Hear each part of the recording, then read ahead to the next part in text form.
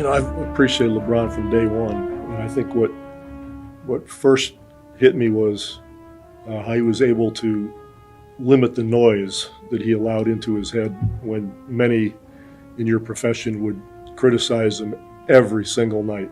I've never seen so many people want LeBron to fail. They thought LeBron should know at 20, at 21, at 25 even, that he should know how to lead a team. He should know how to talk to players when they're down. If he took the shot, he should have passed it. If he passed it, he should have taken the shot. Those sorts of things. Most of the people who criticized him didn't have a clue.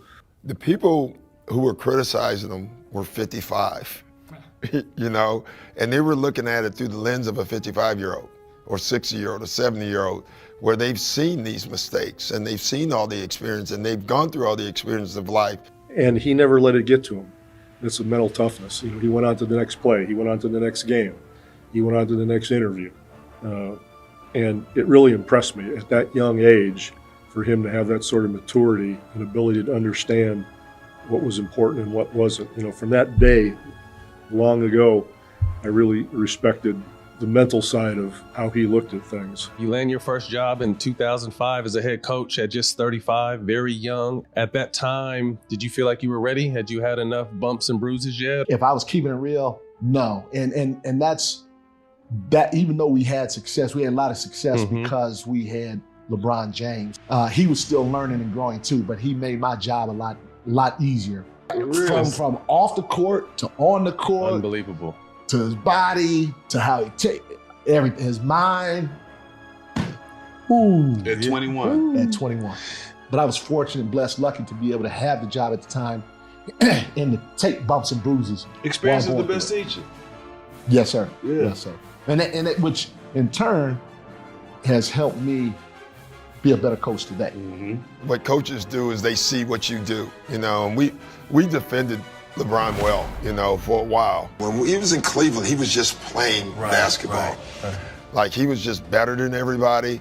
Where I give LeBron a ton of credit, the Cleveland LeBron was so much different than the Miami LeBron. The Cleveland LeBron, we would run plays and he would get food. We could trick him, we could do things. Sometimes his athletic ability and his instincts would figure it out anyway. The Miami LeBron was a student of the game. He was prepared. He's in Miami now and he's calling our plays out. He's staring over at our bench. I remember the distinct moment sitting next to Thibodeau, and we call a play and he's calling out our actions. This guy was looking in your mouth like right there and just was telling the players exactly what was going to happen on the play that you called. Dwayne brings it up. When you're drawing a play in a timeout, as an opposing coach, that one guy can screw things up for you. It's really hard to figure out what to do with LeBron. He's just seen, and he seems to see and beat everything. It's hard to make him that uncomfortable. It's fun. We got to do it. We got to come up with this stuff on the fly sometimes. And he's had some of the biggest clutch games in NBA history, yet no one knows it. It's incredible. I think LeBron's going to be one of those guys when he retires in 10 years from now. People are going to say, man, LeBron James was one of the best players ever. And we're going to be back saying, we were trying to tell you that 20 years ago, you're too busy telling them that he wasn't. He's talent, preparation, toughness, work ethic, all those great qualities that he has. He displays it every single day of his life. And it's something that every player in this league should look at him as the gold standard.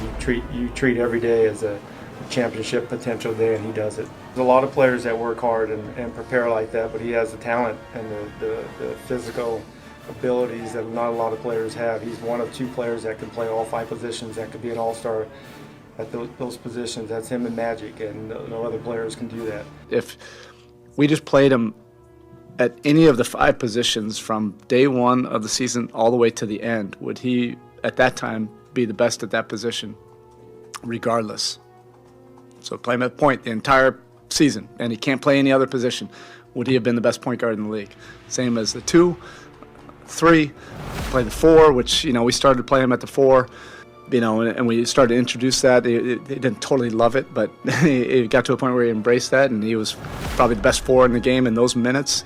I always regret that we never played him at the 5, but if we played him at the 5, he would have probably been the best 5 in the league. It just gives me a hard time, even to this day, that I didn't have the guts to do it, to play him at all 5 positions, and it bothers me to this day.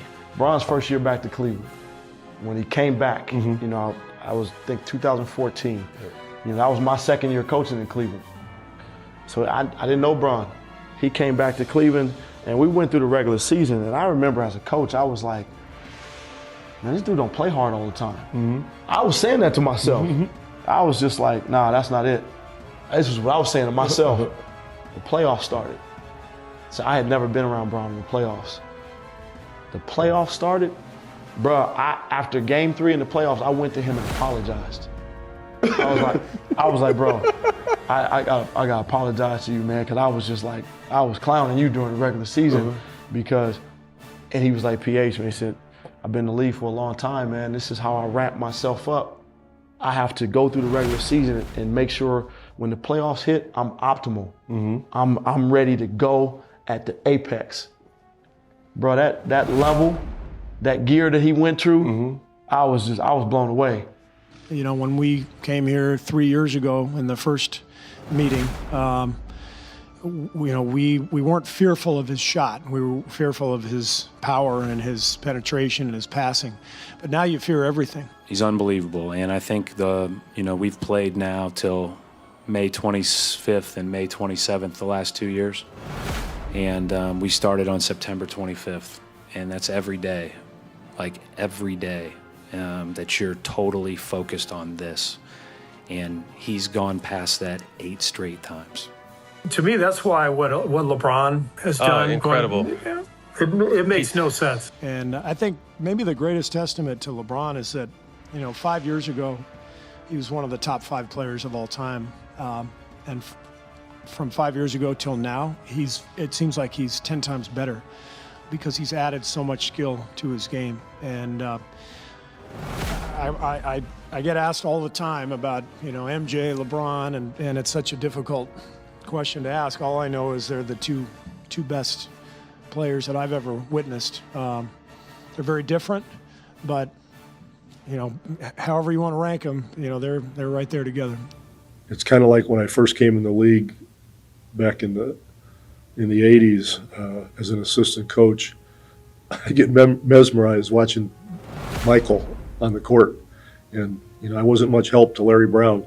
I'm watching Michael, and I do that with LeBron. Now he'll do things, and he'll look over once in a while and smirk, and I'll go, "Geez, whiz," that kind of thing. But it's one of the joys of being able to coach in this league, to be in the presence of people like that, and to be able to watch them play and perform and do the things they do on a consistent basis. So he's been very special to me in those ways. And while you're going through that grind, there's 4 or 5 other teams that are on the climb that are incredibly motivated, that have been building their teams specifically to beat you, and that can't wait to play you. And you're already exhausted, and now you see these people climbing below you, trying to pull your leg down. You're like, leave me alone.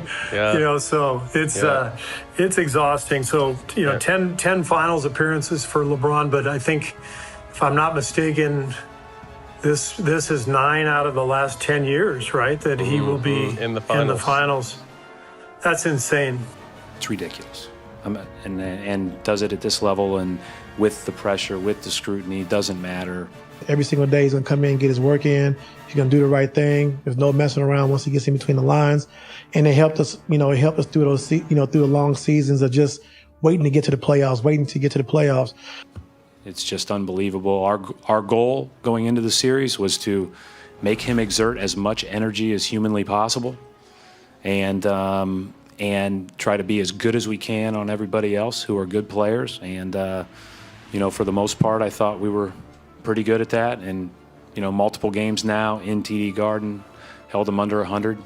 3 games in the 80s, but he still scored 35. It's a joke. How many players have that gear, Gil? Yeah. It's very few. I was blown away by it, dog. Whether he's 50 years old or 25, But if you got LeBron, you're supposed to win. And so when I coached you for that little bit, I would always go home and tell Mickey, I said, you know, like, I know a lot of people are who's the greatest and whatever, but LeBron, he's the most complete.